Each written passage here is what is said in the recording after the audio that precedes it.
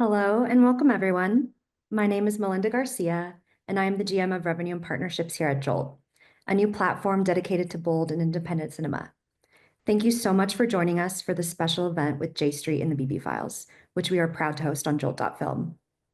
A few quick housekeeping tips. Please feel free to use the chat. If you have any questions, please add them to the Q&A box, and we'll be sure to take them at the end. A friendly reminder, we support free and open exchange of thoughts and ideas here at Jolt, and we also hope to create a safe space for people to share those ideas. So please be respectful of each other and in the chat. If there are any moments where we feel the policy is not adhered to, we will reach out to you directly. And if you have any technical issues, please use the Zoom chat to private message my colleagues, Helen and Maxwell, who are here to help. And with that, I am honored to pass it over to Yuval, who will introduce this panel. Thanks, everyone. Thank you, Melinda, and hello, everybody. My name is Yuval Leon, and I'm a longtime J Streeter, a former co-chair of the J Street NYC chapter, and a member of the Finance Committee. I've been honored to be involved with the Bibi Files film over recent months, providing funding and helping with outreach, including making the connection with J Street that led to today's webinar. I believe it's a crucially important film for people to see, especially outside of Israel and at this critical moment. It lifts the veil from Netanyahu's polished exterior and takes us into the interrogation rooms of the fraud and corruption investigations against him, connecting the dots between his trial, his desperation to stay in power, and the tragic prolonging of the war in Gaza. I'll also add that I'm a filmmaker myself, currently producing a documentary film on Israel's pro-democracy movement called Awakening, the Fight for Israel's Democracy. And with that, I'm thrilled to introduce our speakers today. Alexis Bloom is a documentary filmmaker who has been nominated for 3 Emmy Awards on her previous subjects, including the late Roger Ailes of Fox News and the mother-daughter duo of Debbie Reynolds and Carrie Fisher. Now she has turned her attention to Israel and Prime Minister Netanyahu and is the director of the Bibi Files. Ami Ayalon is the former Shin Bet chief, having led Israel's Secret Service between 1996 and 2000. A former member of the Knesset for the Labour Party and a renowned security expert, Ayalon sat down with Bibi Files filmmakers to offer critical on-screen analysis and reflection on the Prime Minister. And Gal Peleg is J Street's Vice President of Engagement, activating thousands across the country with J Street's work and mission. Gal joined J Street with over a decade of non-profit experience in conflict resolution, leadership development, and community outreach in Israel and the United States. Gal will be our moderator, and I'll turn it over to him. Thanks, Gal. Thank you, Yuval, and thank you everyone for joining us. The other day I was in Washington at the same time as Netanyahu. I could feel my blood boil even in the mere vicinity of the man who has sacrificed the hostages in return for his political survival. Of course, I joined the protest outside the White House with the families of the hostages. It reached a fever pitch when I saw him in the White House next to Trump. As Trump delivered horrid remarks about the future of Gaza and the forcible displacement of millions from the only homes they ever known, Netanyahu sat smugly by his side and later thanked Trump for his willingness to think outside the box. Especially after the events of this week, to me, the Bibi Files and this conversation today are an act of resistance. We see Netanyahu for who he truly is, the worst leader in Israeli history. And we hope the rest of communities can see the film and witness the sheer danger he has put Israelis in far too long. I'm extremely honored to be joined today by Alexis Bloom and Ami Ayalon. So, Ami, we are going to get to the Bibi Files very shortly, but first I wanted to turn to you and ask you what you thought of Trump's comments about the future of Gaza and Netanyahu's response.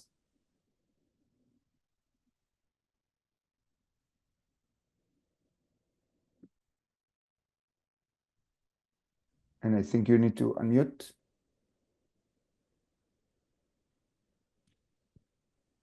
Okay, Yes. it gave me some time. It gave me some time to think. So, in a nutshell, I became much more pessimistic and much more optimistic. It's a very confusing event. On one hand, it is a television show, but again, we don't have time to discuss everything. But I think that again, in few sentences, in 1 hour. He created a new Middle East. Nobody knows what will happen with his dreams and vision or whatever he call it. But we have to understand when you when you come with a crazy idea or an idea out of the box, no one knows what will happen with the idea and with the vision, but everybody understand what will be the immediate impact of the show itself. So in 1 hour, he erased all our achievement during the last war, meaning the collapse of Iran, decreasing of the power and influence of Iran, and the collapse of Hamas as a military organization and Hezbollah, etc., etc. And he created a reality in which, first of all, takes the example of Jordan. For Jordan and Egypt, until yesterday, until a week ago, when he came with this idea of transfer of, I don't know, almost 2 million people, the Palestinian issue was something that they should deal with, making sure that, the aspirations of the Palestinians will be fulfilled within the context of two states for two people. From yesterday, it became a major issue for the national security of Egypt and Jordan, because the idea to transfer hundreds of thousands of Palestinians, you touch the most sensitive nerve of the kingdom. They are discussing it for the last 30 years. And it is the same with Egypt. When you transfer what they see as leaders of Hamas and hundreds of thousands to Egypt, they have a very, very powerful Muslim Brotherhood movement. And it will change all the balance, political balance, and will present a major security issue. So why I am so optimistic? Because there is another aspect. I think that from yesterday, at least for the near future, no player in the Middle East will be able, a serious player. All the Arab states and all the Muslim world will not be able to discuss the future without putting the Palestinian state in the front line.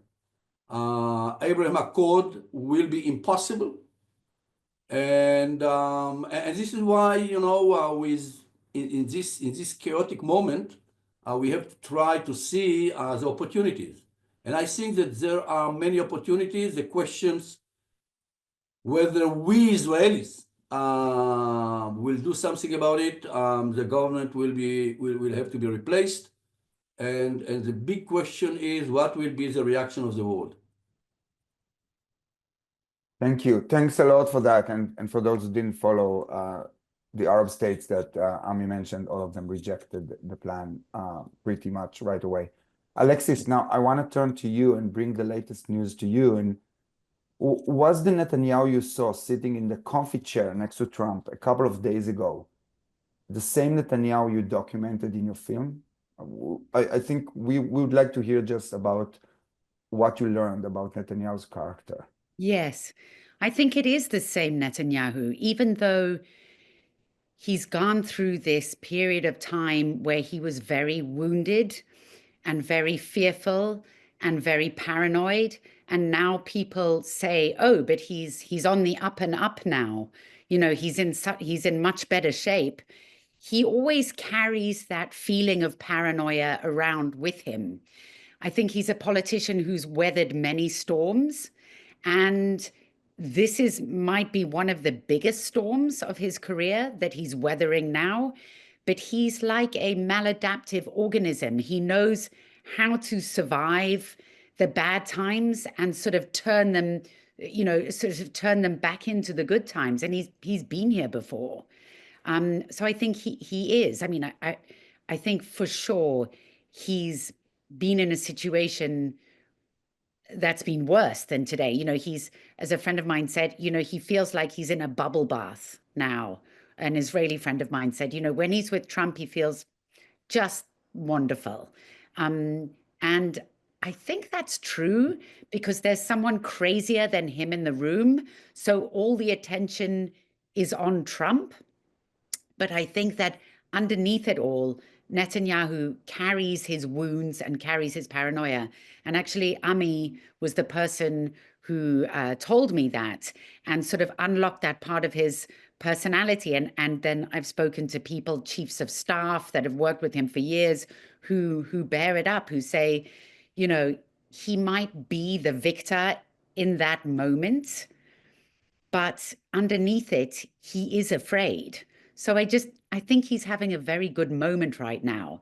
And he is the same guy. It's the same smile. It's the same, I'm on top. And there you had Yair, a photograph with Yair, Bibi, and Musk. So, there's continuity. There's always continuity. Thank you. And staying with you, the way we kind of enticed many of you to join this webinar is by saying this is the film that Netanyahu doesn't want you to see. And the film is not allowed to be shown in Israel. Can you tell us a little bit about that? Also, it is my understanding that it's getting into the hands of the public anyway. So if you can elaborate, that would be great.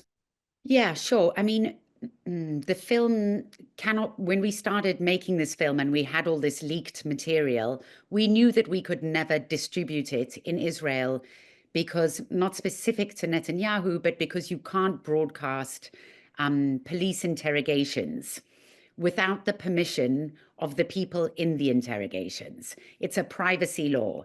It's been around for a long time and it's not specific to Netanyahu. So because we had this mother lode of police interrogations with Bibi and Sarah and Yair and everything, we knew they were not going to give us permission to distribute the material. So we knew that Israel could never be our prime audience.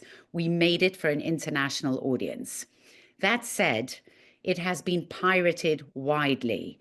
As soon as one link goes up, and we take it down, we have digital security companies that take it down, it pops up somewhere else. And it's being circulated, by WhatsApp, the whole film, the file of the film. And officially, of course, I'm, disapproving. And unofficially, I couldn't be more delighted. And I hope that every Israeli who wants to see the film finds a way to see it. Wow, I never heard a film director talking about piracy in that way. Thank you. Well, yeah, especially because he doesn't want them to see it. When we screened in Toronto, he went to court to try and block it, which seems crazy to me because he doesn't have jurisdiction over a Canadian court, but he really doesn't want people to watch it. And he's opened a police investigation into Raviv Drucker, unfortunately, who's a producer on the film and on camera. So I think it's an act of solidarity to watch it. Thank you, Alexis, for that. And Ami, who do you think needs to watch this film in Israel in terms of what is the key messages conveyed that you think Israelis need to understand as a result of this film? Well, it's first of all, I totally agree that with Alexis that it is much more important to show it in abroad than in Israel. The Israeli society, the way I understand it, no one will change his views. So it's a great film, but if the idea is to change, to create an impact on on the way you understand yourself, reality, or Israeli politics, no way. It will not create any impact. From my experience, I participated in gatekeepers, and well, we persuaded the people who were persuaded before. So, and I think that it's a great film. People in Israel see it, by the way I did. It is illegal. And but yes, the internet and the new media is open whether we like it or not. I am telling you, I've been 4.5 years as the director of the Shin Bet, so I know that there is no way to stop it. But I want to say something about some of the remarks by Alexis. Netanyahu, I'm a sailor. So the way I see him, he's a captain of a stormy weather. Then this is a moment when he flourished, and you can see it every election, campaign. He's sick, he's ill, but he's full of energy. And even yesterday, by the way, you have to understand the way the people, the television show was not for the American audience, the way he saw it. It's for the Israelis. And the way the Israelis saw yesterday's the television show, they saw Trump, they saw the American president, they saw the most powerful person in the world, and the way they understood it, he is a puppet of Netanyahu. Because he accepted Netanyahu's views after 4 years, before in his first term, he did not accept. He finished his term with the reality of two states. And today, Netanyahu controls the most powerful person in the world. So he's a magician in the way that his followers see him.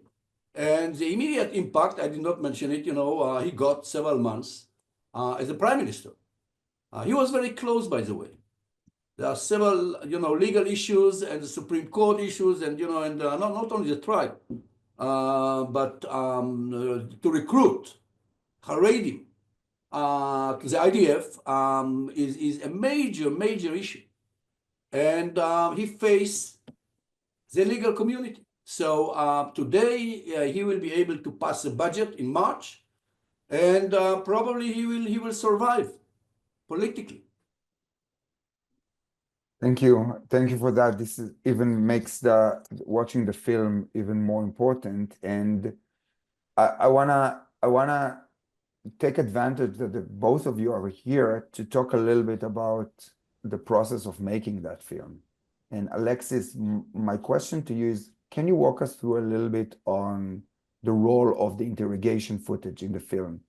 And if I may also share with us some juicy stuff that was left on the editor's room's floor. Sure. I mean, the interrogations were that we had many hours. We had over 1,000 hours. And because it was made for an international audience, I agree with Ami. Like, it's not going to sway Israelis one way or another. They may engage with the film. They may want to see the film. But I do think it's more issues like the Haredi and serving in the military that are going to be the sort of defining issues for does he stay or does he go? It's not going to be the film that pushes him out. It's going to be the religious right or something else. But our challenge was, how much can an international audience understand? How much do they have the bandwidth to take on? Because it's a bunch of people they've never heard of, different language, reading in subtitles. And you may say, oh, I read in subtitles all the time. You do, and it's a beautiful film, and it's a beautiful Danish film, and you have close-ups and shots of landscapes and stuff. We had a, fixed, dirty little camera in a police cell, and people didn't have great patience for it. So it was a challenge to work with it. First of all, to translate it and kind of sync it up was really difficult. But we knew it was gold because you do see Netanyahu in a way that you don't normally see him. He is so polished and such an actor and such a performer normally.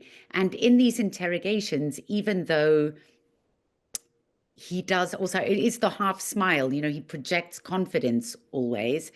It does wear him down, and he does get exasperated, and he lies. And he says, I don't know, to things that anyone would know. You know, did they load, you know, $10,000 worth of champagne into your car? You know, and he'd say, I don't know. And it's not credible that anyone wouldn't know if they loaded 4 crates of super expensive champagne into the car when you were sitting in the car. It's not a car that he wasn't sitting in. He was in the car at the time. So our primary focus was on him and having a peek behind the curtain like the Wizard of Oz, right? This is Mr. Security. This is who he actually is. And then it was also to give a perspective into the unit, into the family unit and the environment in which he operates. You know, in America, he's always talked about in the singular, this is Netanyahu, he's either a hero or a villain. But actually, from my perspective, people work in ecosystems. You know, they have collaborators, they have assistants, they have families. And I really wanted to show that. I really wanted to show Sarah because she has a lot of power. And Yair, because for a while, he was whispering in his ear. I think he was exiled to Miami for a while, but, you know, he seems to be back from the pictures yesterday. So that was certainly a goal, is to show him in his ecosystem and show how crazy his sort of echo chamber is. And if somebody lives in a crazy environment, it is contagious in one way or another. You either absorb it or you deflect it, but it influences you. The juicy stuff that we had to leave off, was the more, well, there's a few. There's stuff that was entertaining. Sarah, we had so much with Sarah. I had a lot of Sarah standing up and screaming at the police, you know, you're killing my son, you're starving him. How can you do this to a child? You should be ashamed of yourself. By the way, child, he was in his early 20s. He's not really a child. You know, completely losing her mind. But it became a distractor. You know, it's too easy to look at Sarah and say she's unhinged. And she's not the prime minister. You know, I kept, you know, Bibi has to put on his big boy pants and we have to keep the focus on him. So we cut a lot of Sarah out. Sarah was sometimes I think I should do like an unedited, just like 20 minutes of Sarah just for, you know, Israeli, like some, you know, you guys have these great humorous news shows. I should just give it to them and see what they want to do with it. But in this film, we were trying to keep the focus on Bibi. There was other stuff. Shaul Elovitch, incredibly vulgar. You know, things that you can't believe people are saying, but they distract you from the main task at hand. And then also other people like Momo Filber, you know, who at a certain point, you know, who was, I don't know, you say like a bag man, like a Man Friday to Netanyahu. He served in many roles in the campaign, and then he was put in the media ministry. And he says, he puts his hand in his head and he goes, what I did was wrong. What I did was wrong. I shouldn't have been serving the Netanyahus and working in the media ministry. I wish I hadn't done it. But it was kind of too much. People were like, who's this guy? But there was so much there. Sorry, I'm rambling. No, this is, I mean, This is excellent, and we'll definitely, if you're going to do something with those things, we'll stay tuned. One of the things that I really or particularly enjoyed is that you took some very complicated issues, some of them very inside baseball, and broke them down into digestible pieces. And one of the tactics that I believe you used was to have interviews with key figures, right? Who provided commentary, like Ami, who we have with us today. Was it difficult to get key figures on record? You know, everyone is different. So some were very difficult and some less so. Ami is a straight shooter. He'll tell you whether he'll do it or not, and he doesn't mess you around. And, you know, he'll give you his terms. You know, he doesn't come to you, you go to him. And he has a certain amount of time, but he's extremely generous with his insights. And, you know, unlike other heads of the Shin Bet who I spoke to off the record, Ami, excuse my French, but doesn't give a damn anymore.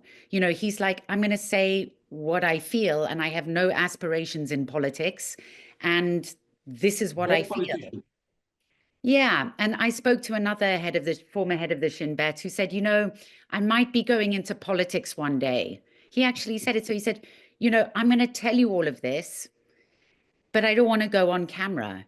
And I thought to myself, if you're invested in the country truly, and you truly believe that Netanyahu is such a danger, it is to me difficult to justify why you won't go on the record. But I mean, that's, you know, I think people get very enmeshed in the politics inside Israel and sort of fearful to speak out. And I think that benefits Netanyahu. You know, if there was a strong person who came out and, you know, spoke truth to power, they might have a better shot at it than all of these people who are constantly making micro negotiations around the edges, trying to sort of wedge themselves in. And Netanyahu loves that, and he successfully blocks them. Thank No, you. when I think of it, it's when I listen to Alexis in second thought about whether it is important for the Israeli audience, and I think that I was wrong when I said that I don't think so. But the way I see it, you know, I have to remind you that in the Shin Bet we are interrogators. So there is a different way to see the movie. You have to see the movie and to think about the interrogator. And it's very, very important for the Israeli audience. It's the first time that they will see Netanyahu when he do not control the show. Even when he try, they are doing a perfect job as interrogators. And they know that their audience is not the Israeli public. Their audience are the judges. And when he repeat again and again and again, I don't remember, it's obvious. Because on the other hand, they will show during the trial the facts that he forgot. So it's very important, first of all, because no one in Israel saw Netanyahu when he do not control the show. You know, when he comes to the television, the angle that the camera will be taken is managed. Everything. And in addition, the appearance of Sarah and Yair, you know, in the newspapers, we always hear that Sarah is, you know, not quite stable. But this is a place in which you see it. The way she speaks to the interrogators, and they don't care. They let her speak. It is the same with Yair. So you get a great picture and understanding on who are the people who are leading this country.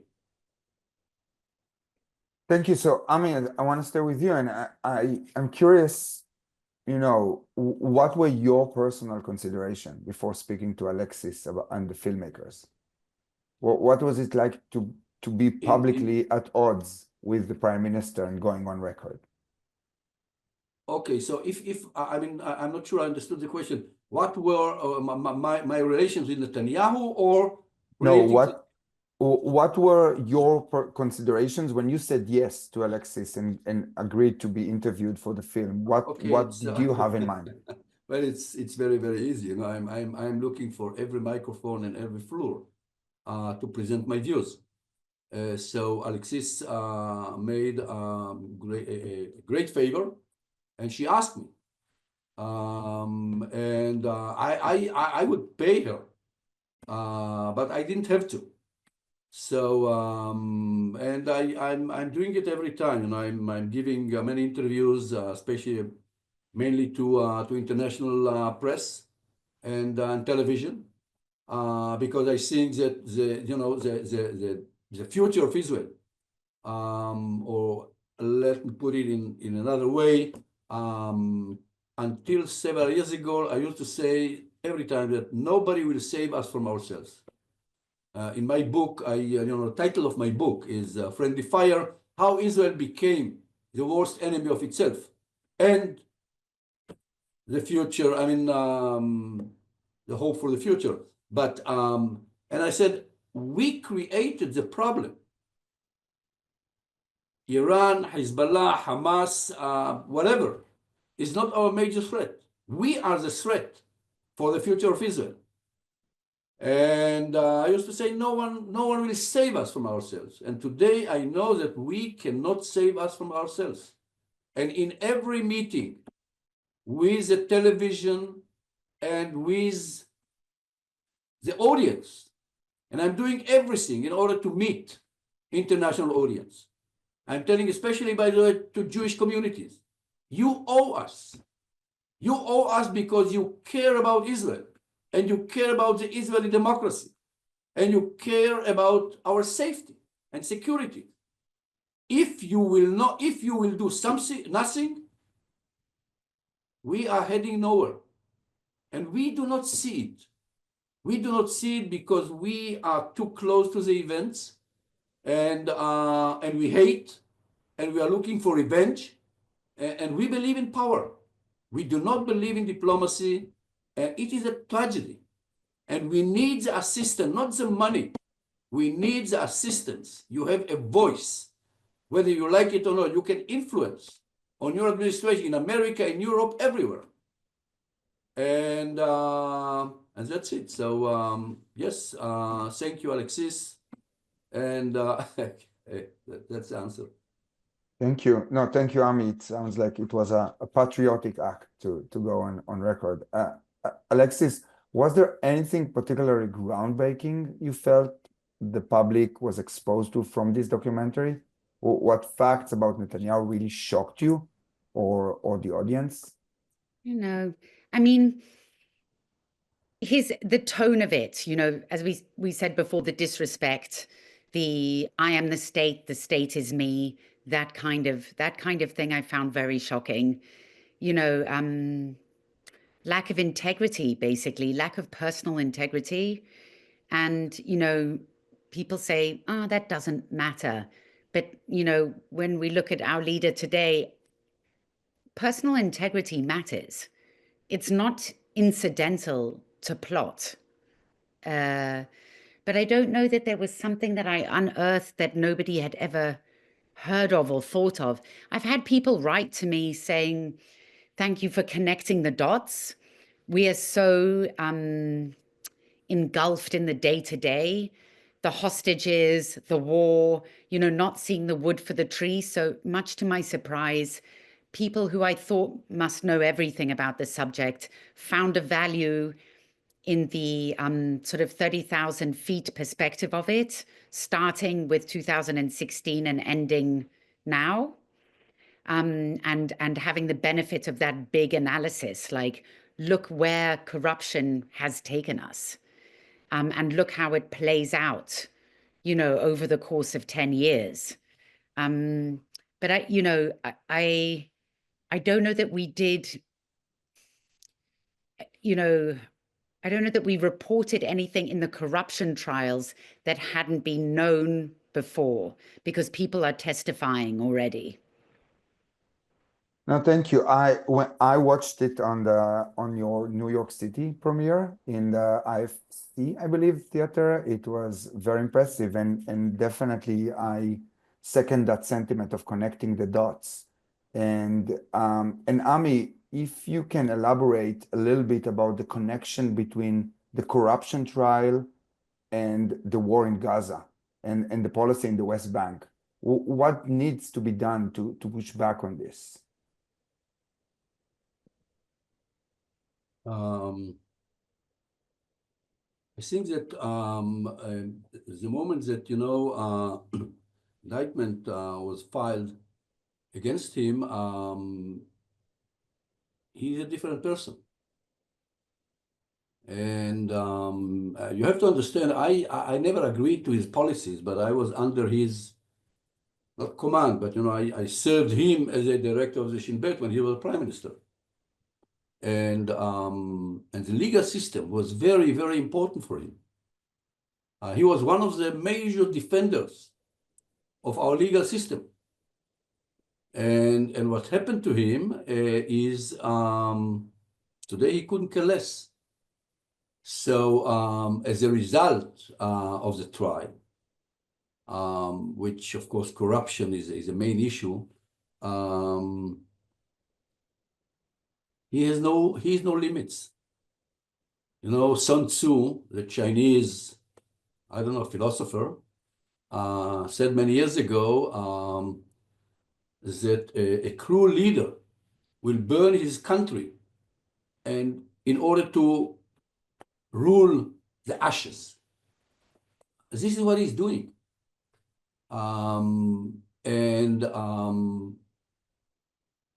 He increased the power of Hamas, and he almost destroyed Palestinian Authority.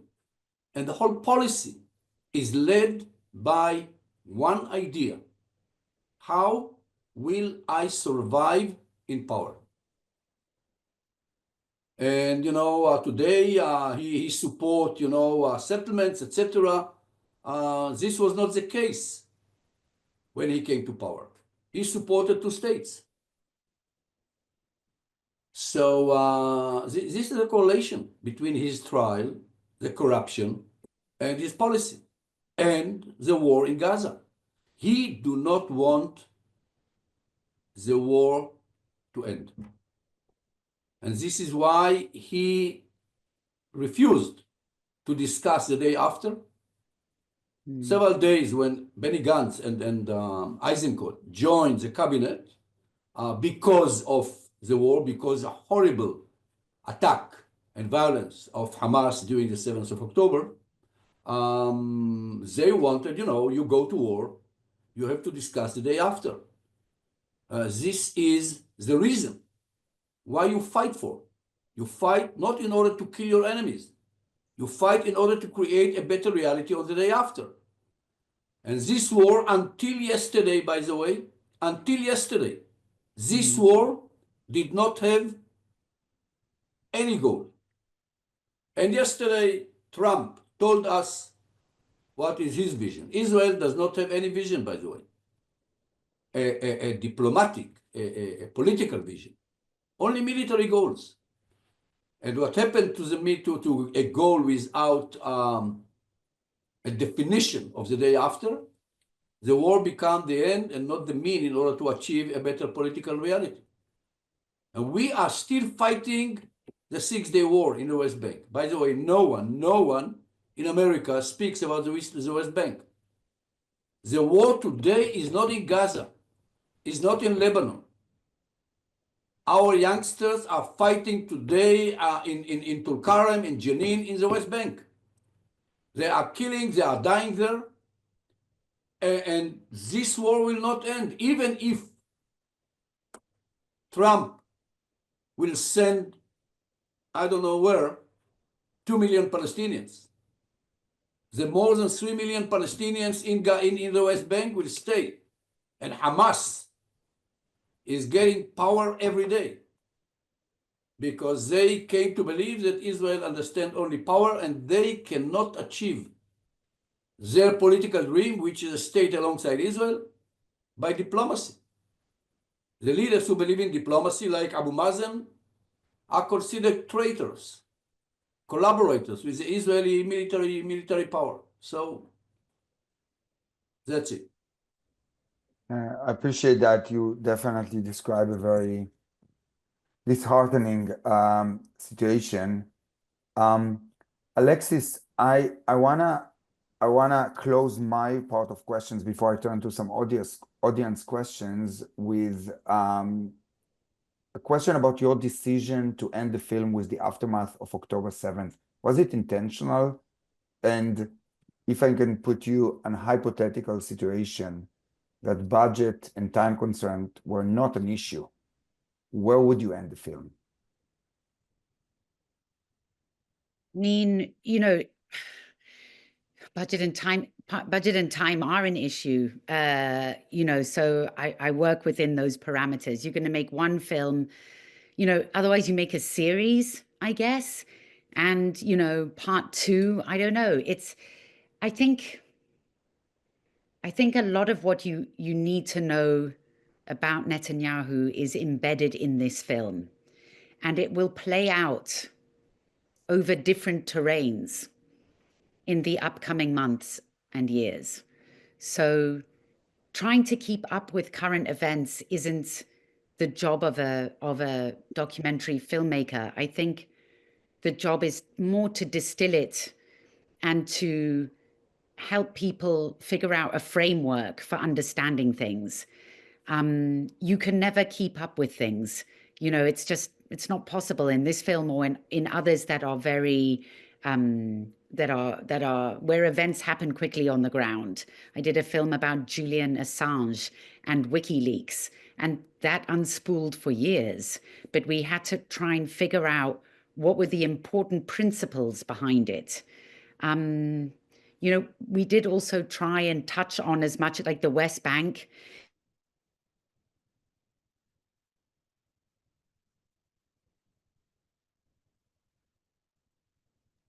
Well, internet problems. Oh, You should- you're back.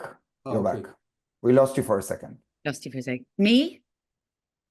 Yes, You we lost lost me? you when you mentioned the West Bank. Probably a blessing. But so the West Bank fills me with dread. So that's why we ended it there. You know, people said to me, you should end on America. And why is America sending Israel arms? You know, there's a million different things we could say. And I do think, you know, those points are valid. But you have to make a decision where to end them. And like Ami, I think that the West Bank, you know, when I see trouble coming down the horizon, that's where it is. Well, it's actually happening now. Yeah. Thank you. Can I say something? Yeah, Can go I ahead. say something? As Please. someone who is not a director and know nothing about films, I think that if it is a television series, it's every week, every month a chapter. It should be end only when he will be in jail. You have to understand, it's not, for me, it's not a movie about Netanyahu. It's a movie about Israel. He's a prime minister, for God's sake. He's not an ordinary human being. He is a prime minister, and he has a political power more than in any other democracy, because we do not have constitution, and there is no, he control the government. He can fire every minister. He control all his coalition. He can do everything, and he's destroying every day our legal system. So this is the face of Israel. And why it is so important? Because, it's not the first time when a prime minister is interrogating. We had a prime minister in jail. We had a finance minister in jail. We had a president in jail. This was the beautiful face of Israel. I used to say, Israel is not a corrupted state. We have corruption. But Israel is not corrupted. Less than in any other democracy. Because why? Because in Israel, prime minister, president, finance minister, many several Knesset members were in jail. And we are changing our face. And unless the last chapter will be when he is in jail, the face of Israel is doomed. Thank you. Thanks, Ami. I want to lift up some questions that came up in the chat. Davida is asking, and maybe Ami or Alexis, any one of you could weigh in on that, is what is the main obstacle to speeding up the prosecution? Is this the nature of the justice system in Israel, or is it mainly a delay tactics that Bibi has his hands on? I mean, I don't know what Ami's probably better qualified to answer that. Both. And this is the nature, it's the nature of the legal system, the rights of the person who is executed. I mean, it's so and on top of it, he has a great, well, okay, three factors. First of all, this is the nature of the legal process. Second, his lawyers know how to play with every possible obstacle, and third, he's a prime minister. And when he is a prime minister, whether we like it or not, the future of Israel, when he say, I cannot come to the court because terrorism, war, etc. This is one of the reasons why he do not want this war to end. Because if the war will end, he will have to spend 4 days every week in the court, and it's this is his he's afraid of. Thank you. So another question is from Warren, who bring this question back home, and he wants to hear your thoughts of drawing some parallels between the personalities and politics of both Netanyahu and Trump. Any thoughts around that? Lots of thoughts, none of them cheerful. They're very similar in many ways and extremely different. I mean, I'd love to hear what Ami would say about this, because he's a good student of psychology. I know it's your wife's job, but professionally you were paid to analyze people. But Trump is a buffoon. He's chaotic. He doesn't think things through.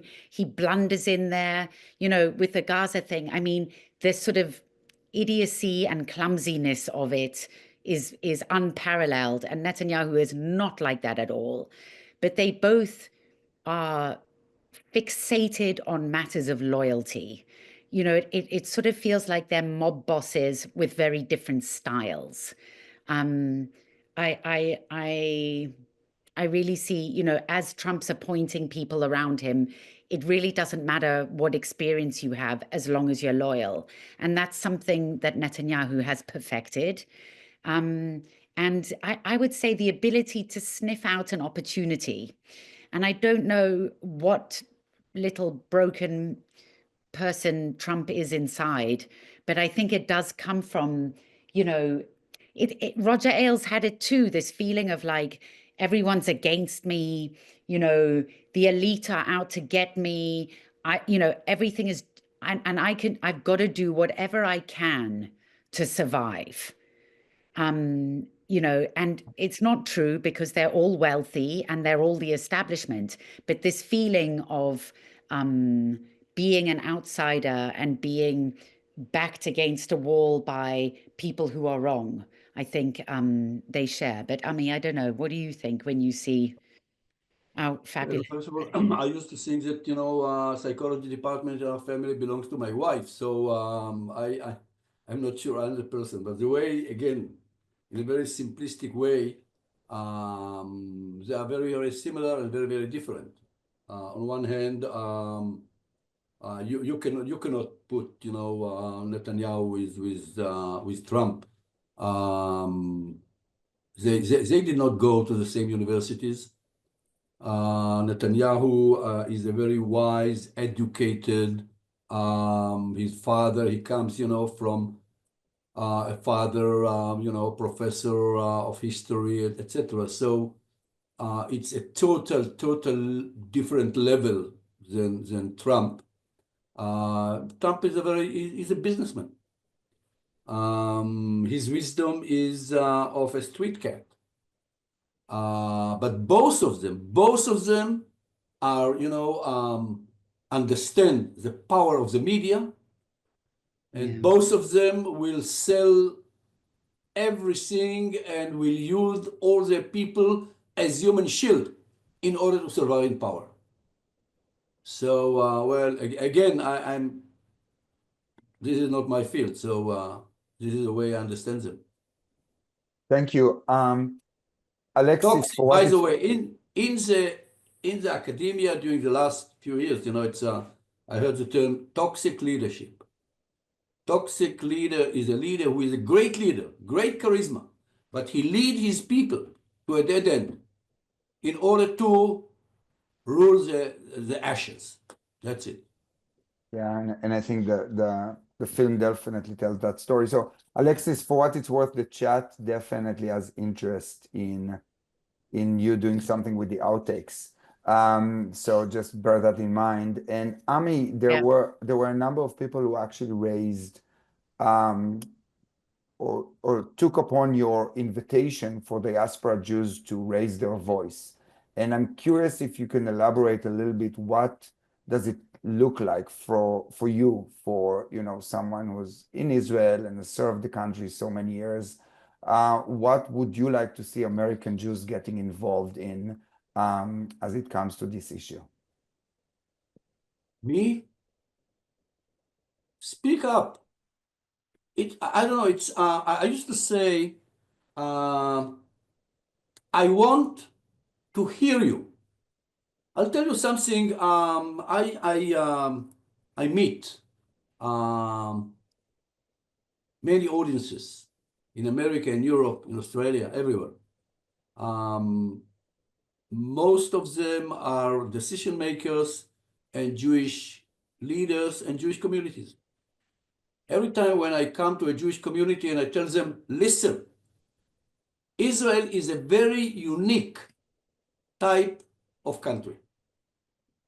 Israel is the only country in the world who belongs not only to its citizens, belong to all the Jews. This is a definition.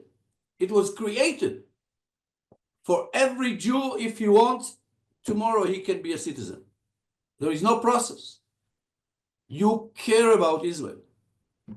Why it is important? Because first of all, when you will tell us that we are wrong, when you will tell us that we are heading nowhere, we will not be able to blame you that you are anti-Semitic or you hate us. No, we know that you are doing it because you love us and you care about us. And the future of Israel is very, very important for you and for your children and grandchildren. So you have a huge advantage, because if somebody who is, not Jewish will come to us, immediately he will be blamed by being anti-Semitic. Every time when I say it, they say, but we are not living here, we are not serving in the IDF. Let me tell you, less than 50% of the Israelis are going to the IDF. About between 30 to 40% of the Israelis are not paying taxes because they don't have enough money in order to pay taxes in our tax system. You are donating to Israel your money more than most Israelis. And, like many Israelis, you care about Israel. So I tell them, I do not accept it. But finally, they feel that they do not have the right to go to their parliament members to the senators, and to say out loud, you are heading to the wrong way. Thank you. Thanks for that. And with that, we are coming to the top of the hour. So I just wanna first thank you both so much. This was extremely enlightening conversation. And I wanna just ask you for any final thoughts or closing remarks from either of you. I'm not very good with closing remarks. Thank you for watching the film. Tell other people to watch it. And I agree with Ami, just speak up. I had, approached a Jewish PR agency to do our publicity for this film. They turned it down. They were like, no, sorry, too controversial. We don't want to offend people. We've had newspapers who wouldn't review us because they said they don't want to offend the Jewish readership. I think if Jewish people say it's okay to discuss these things, at least it gets the ball rolling. Well, my final word, don't give up on us. Yeah. In Israel, by the way, I say to youngsters and to everybody, we do not have the luxury to stop fighting. And it is in our hands. That's it. Thank you. Thank you again, both. It is just to echo and second everything you both said. And one of our hopes at J Street is really to empower people in our movement to speak up. With Trump wreaking havoc at home and Netanyahu in Israel, as this documentary makes clear, there's work to be done, and our voice is much, much needed. Thank you, everyone, for joining us today and doing your small part in this act of resistance. We know there's a better future out there, and it's not the one that neither Trump or Netanyahu are marching towards. So it's one of equality, justice, and peace for both Israelis and Palestinians and Americans. Thank you for joining our fight, and I'll turn it over to Melinda. Thank you so much, Alexis, Ami, Gal, and Yuval. It's truly an honor to have you all here for this important conversation. Thank you to the amazing team at J Street for presenting and organizing this special event. If the Bibi Files and this conversation have resonated with you at all, we encourage you to share with your community. The film is still available to watch on Jolt.film. Thank you again to our incredible panelists, and thank you everyone for joining us today. Have a wonderful day.